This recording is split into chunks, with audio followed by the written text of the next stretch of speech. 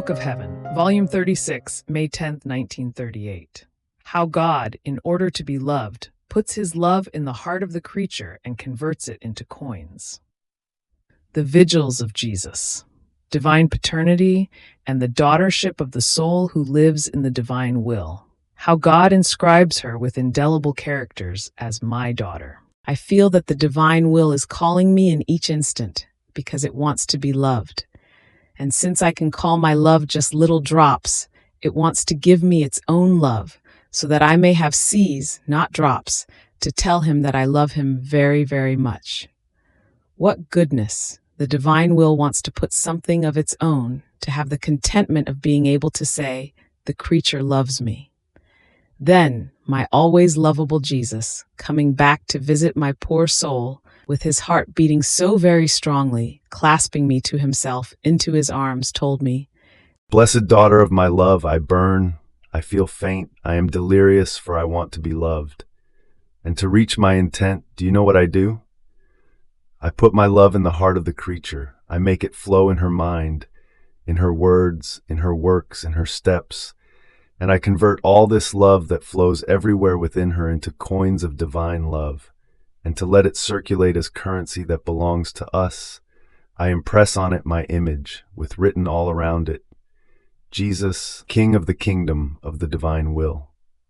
Now this currency of love is a means that we give to the creature, so that she may be able to say, by right, I have loved you.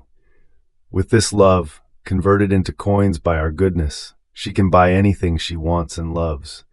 Therefore she can buy our sanctity, our very will, our virtues. And if she wants more love, she has enough coins to be able to buy it.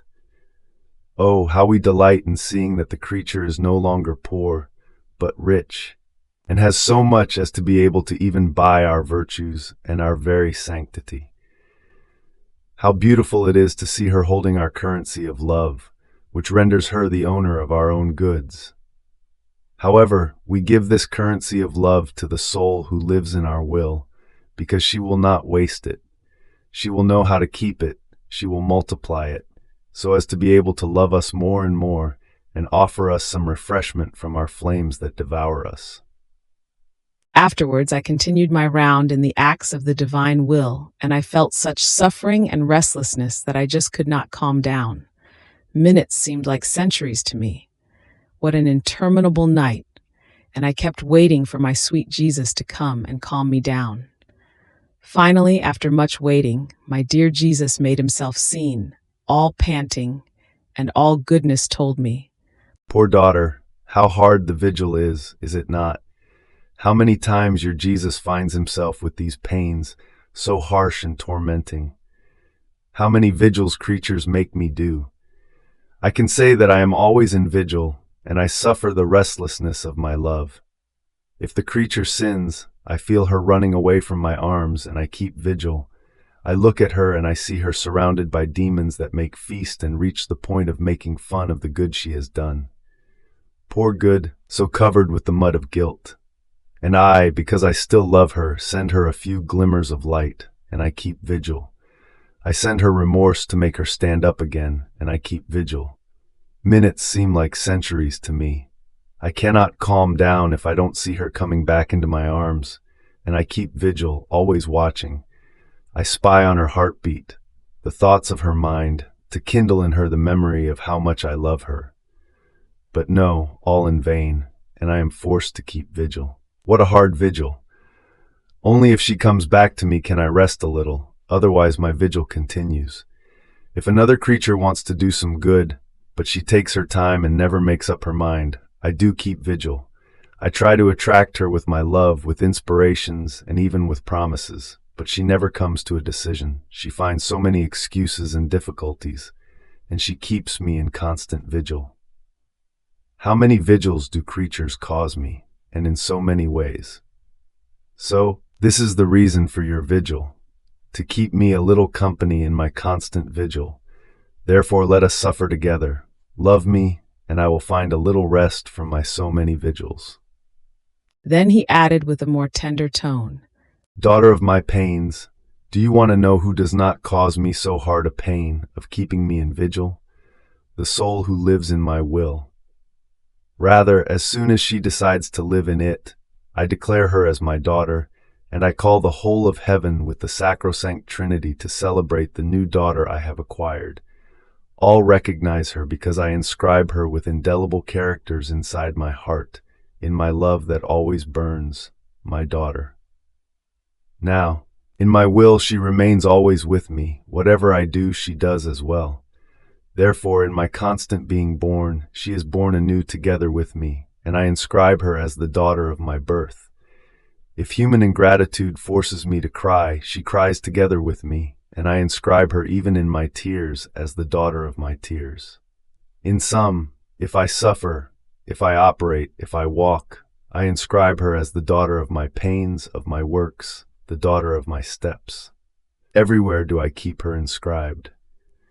Now you must know that between paternity and sonship there are indelible bonds.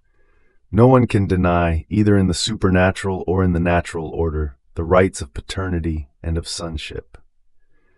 Therefore I, as father, feel the duty to constitute heiress of my goods, of my love, of my sanctity, the soul whom I declared with such great solemnity as my daughter, to the point of keeping her inscribed inside my divine heart.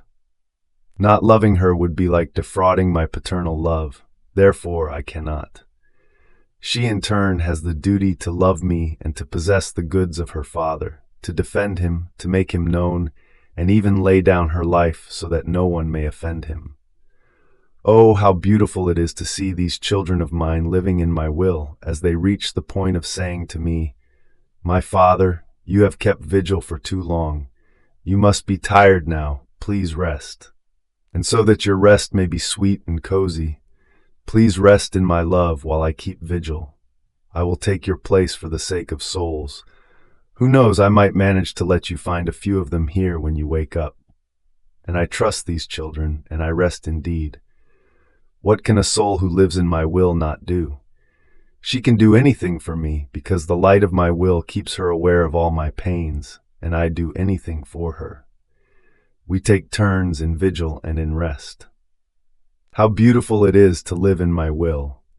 The creature places herself in our same conditions, such that whatever we want, she wants as well. This is the holiest thing, the greatest, the noblest, full of majesty and purity, wanting what God wants. No other act can reach so sublime a height, such an infinite value, wanting what God wants. God is holy and pure, he is order and goodness. By wanting what God wants, the creature wants what is holy, pure, good, and with the fullness of order. She feels reborn in God and does what God does. God does everything, embraces everything, moves within all, and she concurs in whatever God does. Can she ever do any greater good? There is nothing that can reach or surpass the living in my will. Therefore, live always in my fiat, and we will be happy, you and I. Fiat,